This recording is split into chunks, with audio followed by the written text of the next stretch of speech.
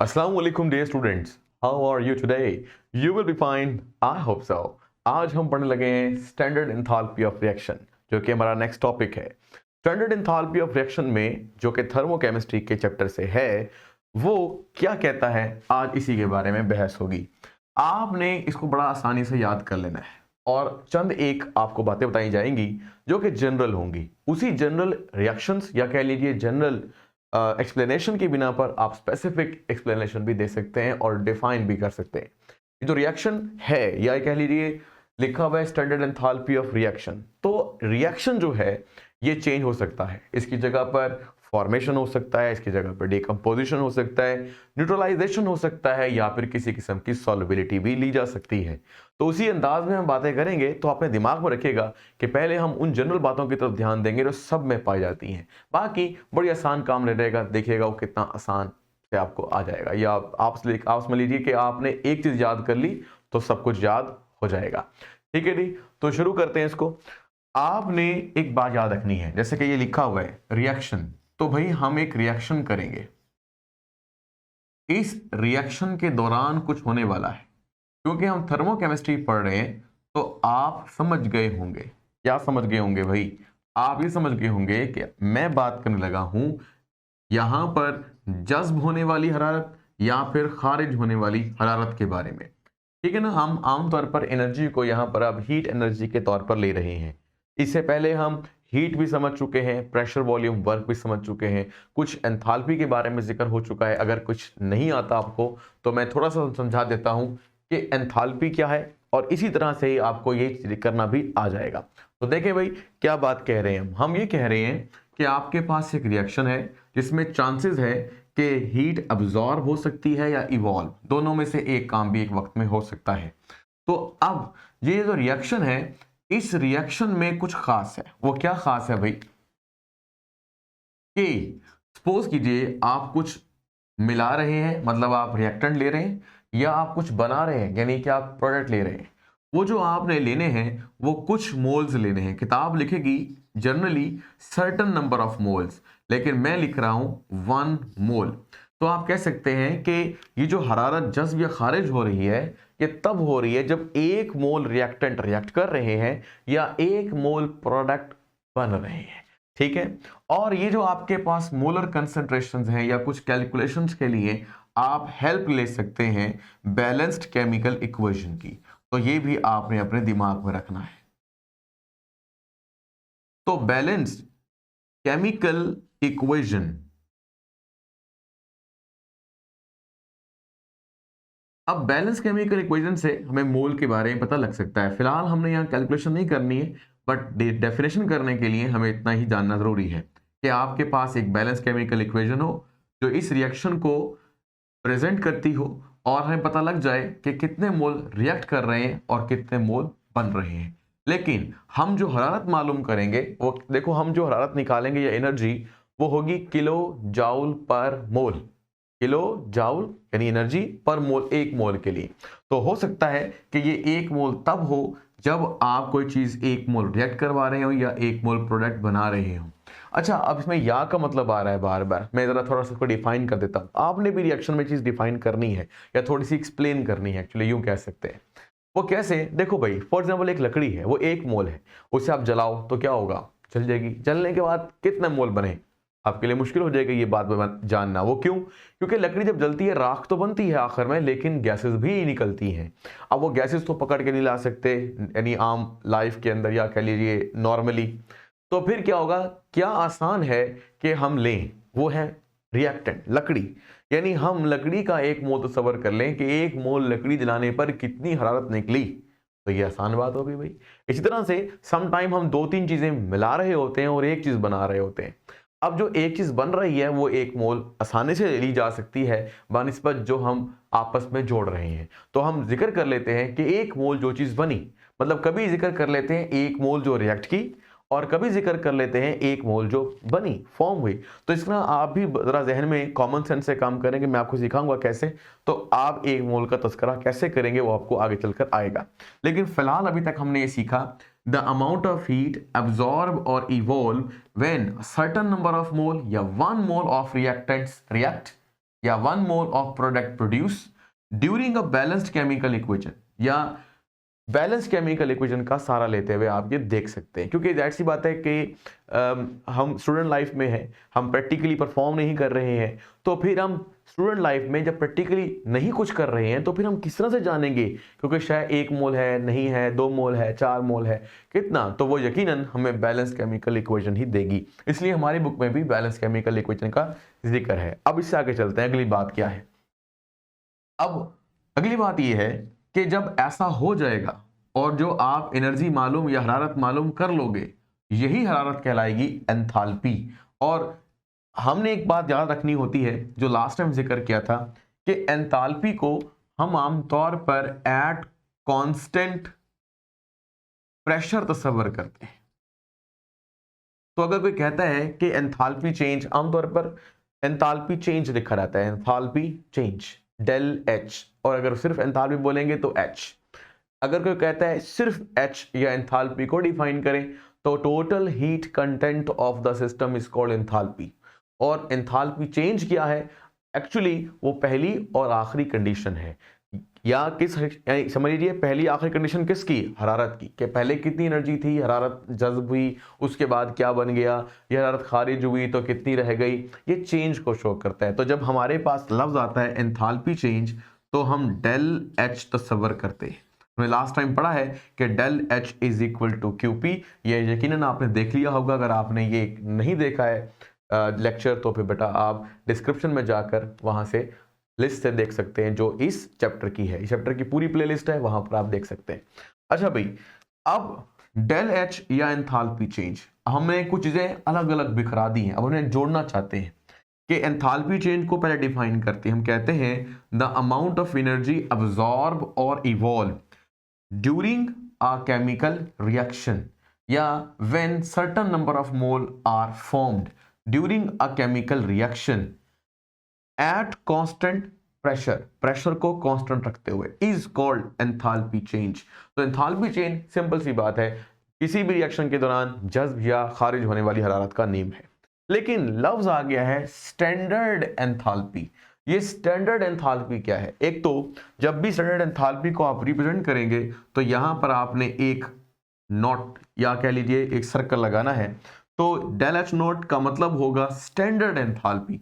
अब standard enthalpy क्यों लगाई जा रही है, ये क्या मतलब है इसका, इसका मतलब ये है कि आपने जो कंडीशंस लेनी है अब वो आपको स्टैंडर्ड लेनी है, बस ये आपने जहन में रखना है। कंडीशंस कैसी होंगी, स्टैंडर्ड।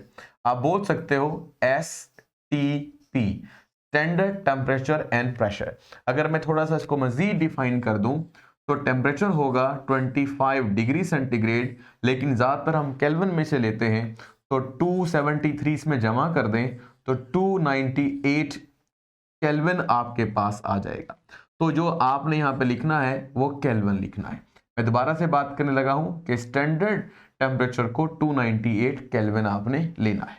इसके बाद आगे देखते हैं, आगे क्या है, आगे है जी प्रेशर। प्रेशर 1 एटमॉस्फेयर, जो आम हवा का दबाव भी माना जाता है। अब बेटा आपने तस्वर कुछ यूं करना है अपने दिमाग के अंदर कि हम एक रिएक्शन करने जा रहे हैं, उस रिएक्शन को जिन कंडीशंस पर कर रहे हैं वो स्टैंडर्ड हैं, ये टेम्परेचर ये प्रेशर है, और इस दौरान जो हरारत जज्ब या खारिज होगी कुछ मोल बनाने या इस्तेमाल करने पर, तो जो इस्तेमाल होगी दोबारा समझ लीजिए, निकलेगी या जज्ब होगी कुछ मोल बनाने या इस्तेमाल करने पर, वही एनर्जी जज़बशुदा या खारिजशुदा कहलाएगी स्टैंडर्ड एंथैल्पी ऑफ रिएक्शन। तो अब आपको कुछ समझ में आ गई है बात, थोड़ी सी मैंने बात फिर भी जरा अलग अलग तरीके से कर दी है, जरा हम इसको आसान कर लेते हैं, ठीक है ना। क्या, द अमाउंट ऑफ हीट और energy absorb or evolve when certain number of mole reacts in a balanced chemical equation at standard temperature and pressure is called standard enthalpy of reaction। अब हम थोड़ा सा इसको जाहिर कर रहे हैं कुछ यूं करके ताकि आपको समझ में आ जाए। स्टैंडर्ड एंथैल्पी हो गया जी ऑफ रिएक्शन। अब ये जो मैं रिएक्शन लिख रहा हूं ब्रैकेट में, इसकी जगह पर आप कुछ तब्दीली लेकर आएंगे। जैसे अगर ये रिएक्शन कंबस्शन रिएक्शन है तो आप यहाँ पे C लिख दें, कंबस्शन लिख दें, आपकी मर्जी है। न्यूट्रलाइजेशन रिएक्शन है तो यहाँ पर N लिख दें, न्यूट्रलाइजेशन लिख लें, आपकी मर्जी है। तो ये चेंज होता रहेगा। फिलहाल हमने जनरली कुछ बात को समझा है। हमारी बुक में बहुत अच्छी सी इसकी एक इसी तरीके से ही डिफाइन की गई है, या आप देख लें जैसे आपकी बुक में की गई है, आप वन टाइम पढ़ लीजिएगा, पर कंसेप्ट सारा का सारा ये है। अब उसी की बुनियाद पर किताब ने आगे भी काफ़ी सारी स्टैंडर्ड एंथैल्पीज दी हैं, लेकिन मसला ये है कि वो स्टैंडर्ड एंथैल्पी की जो उसने वर्डिंग लिखी है वो जर्नल से डिफरेंट है। तो हम क्या करेंगे, हम अपनी तारीफें जर्नल तारीफ के साथ या डेफिनेशन के साथ मिला देंगे। इस तरह हमें समझाने में आसानी पैदा रहेगी, या आसानी हो जाएगी आपको लिखने में और मुझे समझाने में और आपके समझने में। तो बहरहाल अब तक हमें इतना समझ पाए हैं कि अमाउंट ऑफ हीट एब्जॉर्ब और रिवॉल्व, ये पूरा जो वर्ड है या पूरा समझ लीजिए जो लाइन है, इसको एक वर्ड में भी डिफाइन किया जा सकता है, enthalpy change when certain number of mole react in a balance chemical. या देखो दो बातें हैं, इन अ बैलेंस केमिकल रिएक्शन कहना चाहिए या इक्वेशन कहना चाहिए। भाई इक्वेशन बैलेंस होती है, तो इन अ बैलेंस केमिकल इक्वेशन या फिर इन अ केमिकल रिएक्शन, दोनों बात दुरुस्त है। At standard temperature and pressure is called standard enthalpy of reaction. तो ये थी जी हमारे पास स्टैंडर्ड एंथैल्पी ऑफ रिएक्शन की तारीफ। अब मैंने थोड़ा चेंज कर दिया है। चेंज क्या कर दिया है, पहले लिखा था the amount of heat absorb और इवॉल्व, अब कह रहा हूं द एंथैल्पी चेंज, एक ही बात है, आगे फिर वही का वही। लो भाई, अब ये थोड़ा सा पॉसिबिलिटी देना इसलिए जरूरी थी ताकि जब आप अपनी अपनी बुक्स में वर्डिंग पढ़ेंगे तो आपको परेशानी ना हो, इसलिए मैंने कोशिश की है कि हर तरह का वर्ड जो किसी जगह पर इस्तेमाल होता है वो मैंने यहाँ पर बता दिया है। अब जब हम डिफाइन करेंगे तो हमें डेफिनेशन करना आसान हो जाएगी ये, और यही हमारे फायदे की बात होगी। अब थोड़ा सा जिक्र कर लेते हैं कि एंथैल्पी चेंज आता कैसे है। जैसे मिसाल के तौर पर हम यहाँ जिक्र करते हैं एक ग्राफ बनाकर, ये हमारे पास एक ग्राफ है, एक है पर इसकी दो पॉसिबिलिटीज हैं, इसलिए हम इसको दो दफा बना रहे हैं ताकि दोनों पॉसिबिलिटीज आपको समझाई जा सके। हाँ जी, अब आप समझें कि इस ग्राफ में ऊपर की जानिब यहाँ पे लिखे हुए हैं रिएक्टेंट। अच्छा, अगर आपको बात समझना आए तो हम यहाँ पे पहले एक समझ लेते हैं जो आपको शुरू से छोटे क्लासेस में सिखाई जाती है, फिर दोबारा से उसी को कर लेते हैं। देखिए भाई, सपोज कीजिए आपके पास एक है रिएक्टेंट, ठीक है जी। अब इस रिएक्टेंट से आपने बनाना है प्रोडक्ट, तो ये आपके पास बन गया प्रोडक्ट। इसमें क्या मुश्किल है, आसान सी बात है, कोई भी ले सकते हैं रिएक्शन, ये फिलहाल जनरल बातें चल रही हैं। अच्छा, अब आप सोचो कि इधर में लिख दिया है हीट, यानी इस रिएक्शन के दौरान हीट निकली है, तो आप इसे क्या बोलोगे, जिसमें हीट निकलती है उसे बोलते हैं एक्सोथर्मिक रिएक्शन, ठीक है जी। अब दोबारा से लिखो, दोबारा से लिखना है यही रिएक्टेंट जो आपस में रिएक्ट करेंगे, और यहां पर मैं कुछ डाल रहा हूं और वो है हीट, यानी हीट लेंगे तो जाके तब्दील होंगे किसके अंदर, प्रोडक्ट के अंदर। अब आपको कुछ बात समझ में आई कि पहले और दूसरे में फर्क क्या है। ये हीट खारिज कर रिएक्शन कंप्लीट होता है, ये हीट जज्ब करके होता है, में एनर्जी दरकार होती है, रिएक्शन या सिस्टम एब्जॉर्ब करता है, तो हम इसको बोलते हैं एंडोथर्मिक रिएक्शन। अब आपको एक बात फिर बतानी है, वो क्या, वो ये कि आपको कहा जाता है कि भाई एक्सोथर्मिक जो रिएक्शन है ना, इसमें हीट निकलती है, उसके साथ आपने नेगेटिव साइन यूज करना है।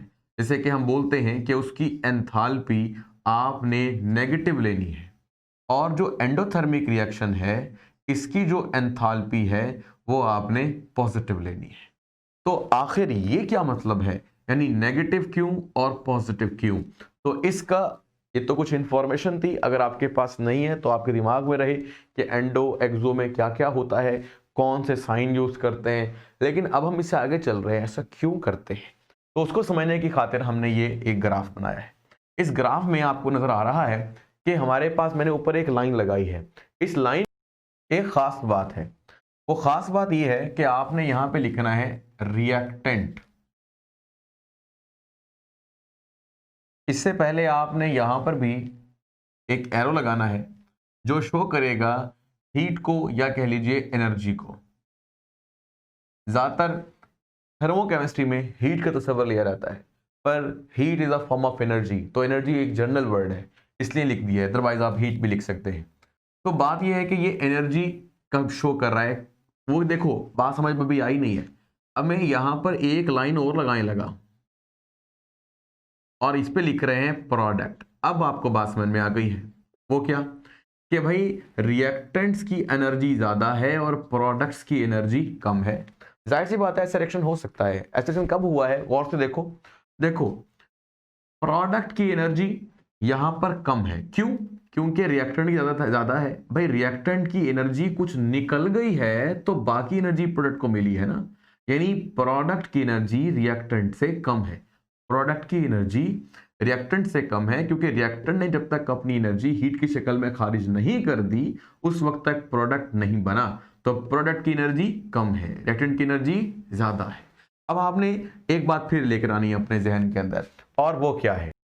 वो ये है कि एंथैल्पी आप कैसे लोगे। जैसे मिसाल के तौर पर आपने लिखना है हमेशा कि रिएक्टेंट की एंथैल्पी H1 और प्रोडक्ट की एंथैल्पी H2।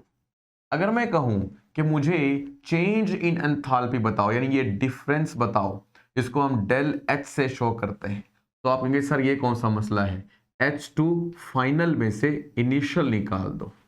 अब मुझे खुद बताओ H2 बड़ा है या H1 बड़ा है? भाई देखो H1 ऊपर है, एनर्जी में ज्यादा है, H1 ज्यादा है, H2 कम है। जब H2 H1 में से निकल जाएगा या इन दोनों के दरमियान फर्क आएगा तो साइन कौन सा लगेगा, बड़ी रकम वाला, तो बड़ी रकम H1 है। इसलिए जो रिएक्शन अभी हमने किया है ये आपके पास एक एक्सोथर्मिक रिएक्शन है जिसमें साइन हमेशा, यानी जब डेल H का जवाब आप निकालोगे तो वो जवाब माइनस में आएगा। ये था जी इसका फर्क, यानी मतलब कि माइनस क्यों लगाया जा रहा है, तो माइनस शो कर रहा है कि एनर्जी या हीट निकल रही है, नून से निकलना, नून से नेगेटिव। अब चलते हैं अगली बात की तरफ, वो बिल्कुल सेम टू सेम ऐसे ही है लेकिन थोड़ी सी उसमें तब्दीली करनी है। अब के बार आपने कुछ यूं करना है कि वही दो लाइंस है, पहले आपने रिएक्टेंट ऊपर लिखा था, अब आप प्रोडक्ट लिखें,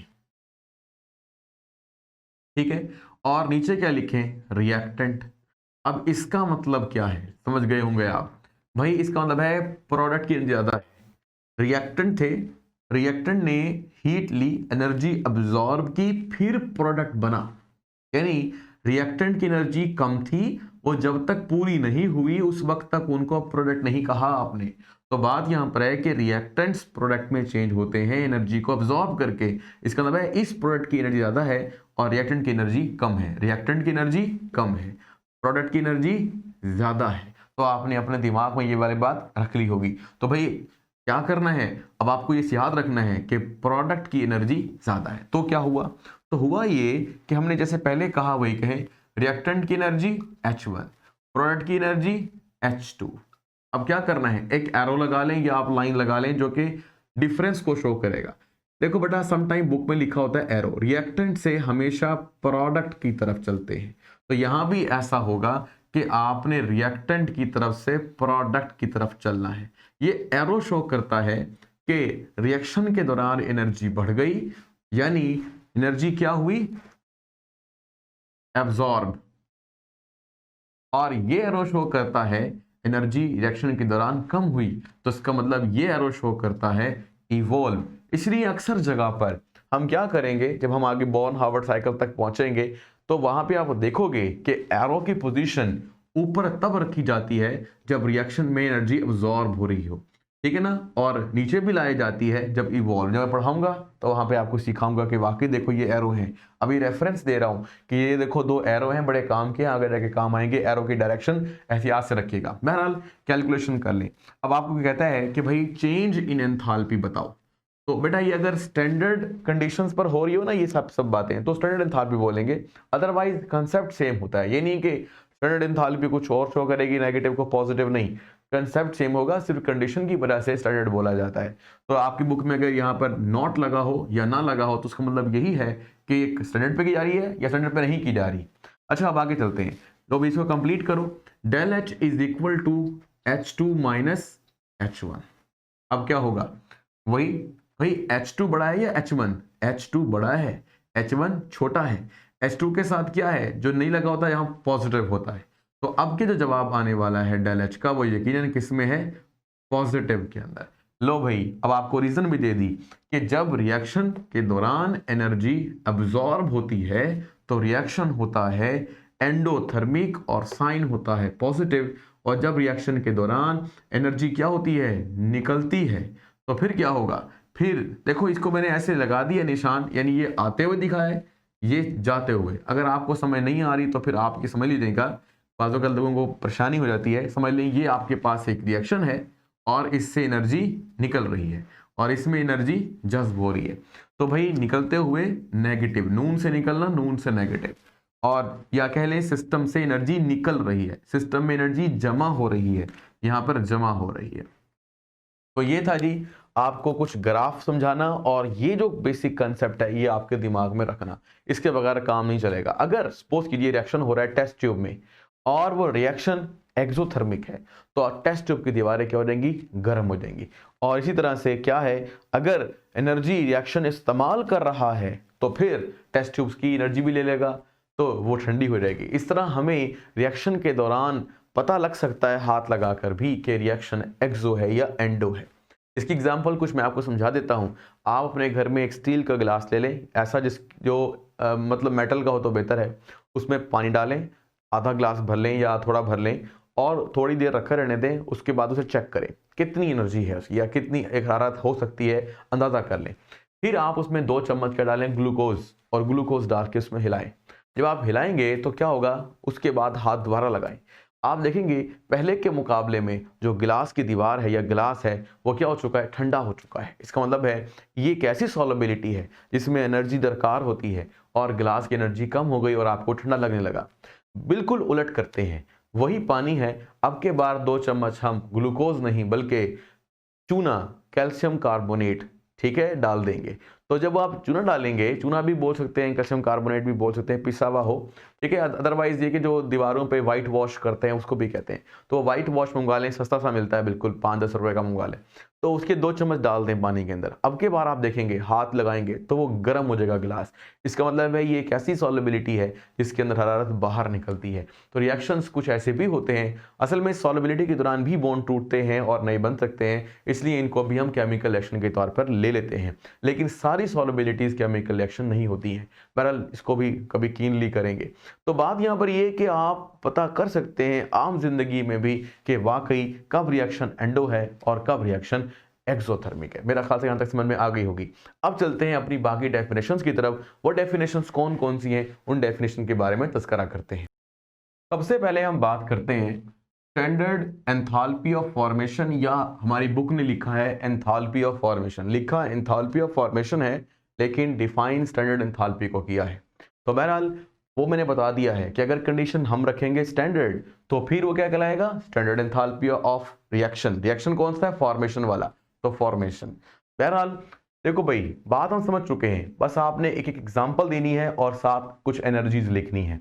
तो मैंने कुछ यहाँ पे लिख दी है, वो कुछ इस तरह से आपने तस्करा करना है जैसे हमने सीखा है। देखो भाई हमने क्या सीखा था, the amount of heat absorb और इवॉल्व। अब आपने कॉमन सेंस लगानी है। देखो हम कर रहे हैं क्या चीज, फॉर्मेशन। फॉर्मेशन के दौरान हो सकता है कि एनर्जी अब्जॉर्ब भी हो और इवॉल्व भी हो। तो आप लिख सकते हैं, देखो कैसे लिखोगे, 2 तरीके से, जैसे मैंने एक समझाया, द हीट अब्जॉर्ब और इवॉल्व व्हेन। अब चूंकि 2 चीजें हैं और एक चीज बन रही है तो बनना ज्यादा बेहतर समझा जाए, यानी हम यहां पर एक मोल ले लें। अब कहेंगे सर यहाँ एक मोल लेते हैं तो इक्वेशन तो बैलेंस नहीं है, हमें बैलेंस्ड इक्वेशन तो करनी पड़ेगी।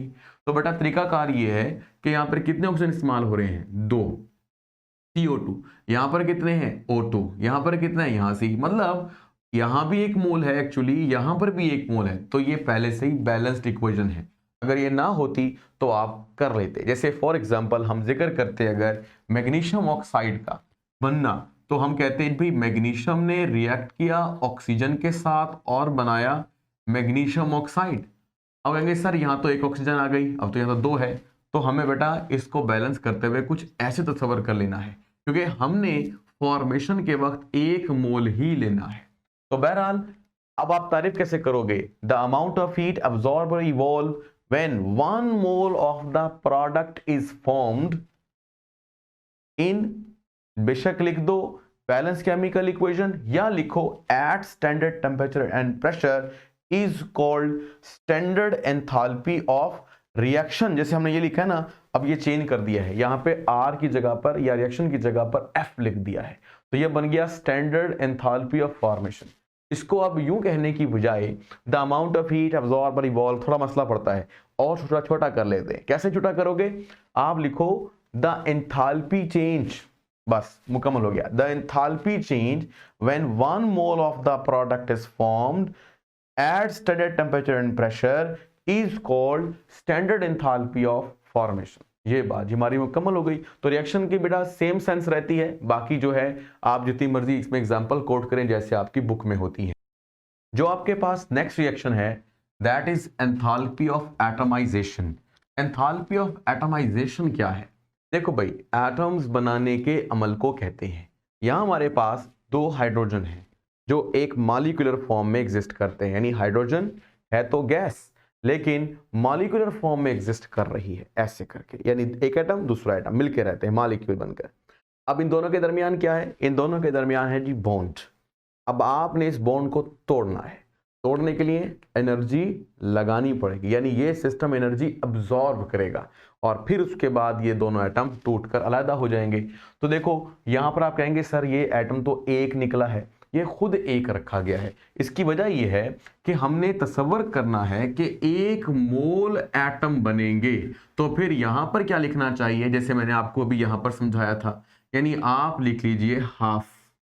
तो इसका मतलब है बैलेंस भी हो गई इक्वेशन और मॉलिक्यूलर फॉर्म से एटॉमिक फॉर्म में भी चले गए। तो अब आपको एक बात यहां पर और याद रखनी है कि हमेशा जो एंथैल्पी है यहां पर वो इस तरह की होगी कि एनर्जी अब्सॉर्ब होगी इस रिएक्शन के दौरान। तो हम कहेंगे कि जो आपने एनर्जी की मिकदार लिखनी है 218 किलो जूल पर मोल, ये प्लस के साथ लिखनी है। कुछ बुक्स में गलत लिखी हुई थी वो ठीक कर लीजिएगा। तो बहरहाल हमने यहां पर क्या सीखा, देखो दोबारा से, a reaction in which heat is absorbed, evolve नहीं बोलना, the amount of energy absorbed when 1 mole of the atoms are formed from its element, from its देखो हमारे पास एग्जांपल है ना, इसमें गैस है, ठीक है ना, तो आप गैसियस मॉलिक्यूल बोल सकते हैं। एटम का बनना गैसियस मॉलिक्यूल से, समटाइम एलिमेंट होगा सॉलिड, उसके भी एटम बनाए जा सकते हैं। तो हम ये बोल सकते हैं कि 1 mole of atoms are formed. देखो बेटा ये एक H दिख रहा है, लेकिन अगर ये 1 मोल है तो इसका मतलब है कुल हाइड्रोजन एटम्स की तादाद 6.02 इंटू 10⁻23 होगी, यानी Avogadro number.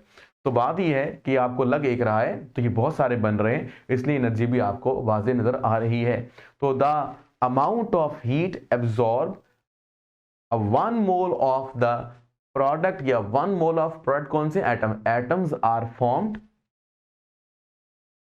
Eight standard temperature and pressure is called standard enthalpy of atomization. ऊपर नॉट भी लगा, नीचे रिएक्शन की जगह पर हमने क्या लगा दिया है, एटमाइजेशन। तो ये आपके पास तारीफ बन गई है, कोई मसला नहीं है।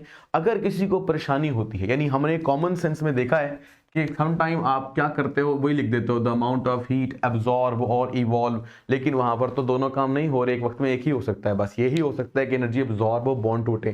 तो इसके लिए आसान हल ये है जो बुक ने निकाला हुआ है, और वो क्या है, वो ये है कि बुक लिखती है द एंथैल्पी चेंज, बस the enthalpy change when 1 mole of atoms are formed from their element at standard temperature and pressure is called standard enthalpy of atomization। ये जी हमारे पास जो रिएक्शन था ये हमारे पास कंप्लीट हो गया।